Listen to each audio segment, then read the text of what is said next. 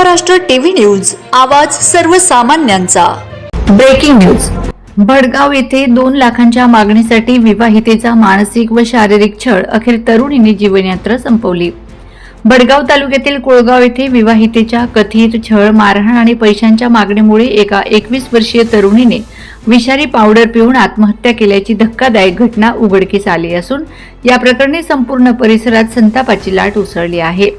मयत विवाहितेच्या आईने दिलेल्या फिर्यादीवरून पतीसह सासू सासरच्या विरुद्ध गंभीर गुन्हा दाखल करण्यात आला आहे।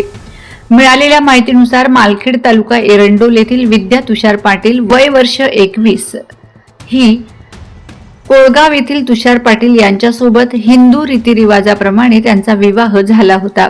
विवाहानंतर सुरुवातीचे काही महिने सर्व काही सुरळीत सुरू होते, मात्र त्यानंतर पती तुषार पाटील हा दारू पिऊन मारहाण करू लागला। तसेच सासू सुनीता पाटील व सासरे सुभाष पाटील हे देखील तिला मानसिक व शारीरिक त्रास देत असल्याचे आरोप फिर्यादीत करण्यात आले आहेत। मयत विद्याला अनेकदा उपाशी ठेवण्यात येत होते, तसेच तिच्याकडे माहेरून 2 लाख रुपयांची मागणी करण्यात येत होती। पैसे आणण्यास नकार दिल्यानंतर तिला मारहाण केली जात असल्याचा गंभीर आरोप समोर आला आहे।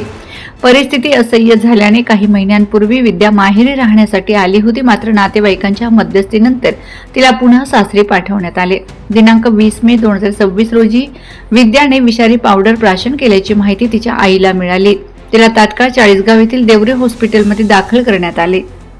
उपचारादरम्यान शुद्धीवर येताना विद्याने आपल्या आईसमोर धक्कादायक खुलासा करत पती व सासू सासरेकडून सुरू असलेल्या छळाची माहिती दिल्याच्या फिर्यादीत नमूद करण्यात आले आहे।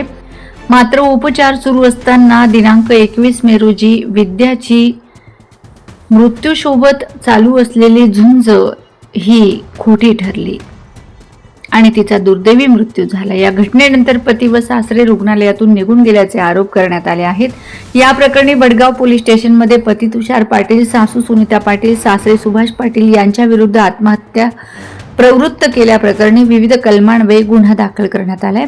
सदर प्रकरणातील संशयित पतीला पोलिसांनी तात्काळ ताब्यात घेऊन चौकशी सुरू केली असून पुढील तपास भडगाव पोलीस करीत आहेत।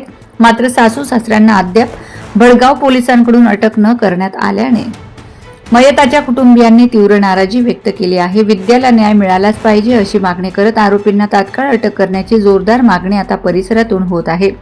वंदे महाराष्ट्र टीव्ही न्यूज प्रतिनिधी डॉक्टर योगेश गोसावी, भडगाव।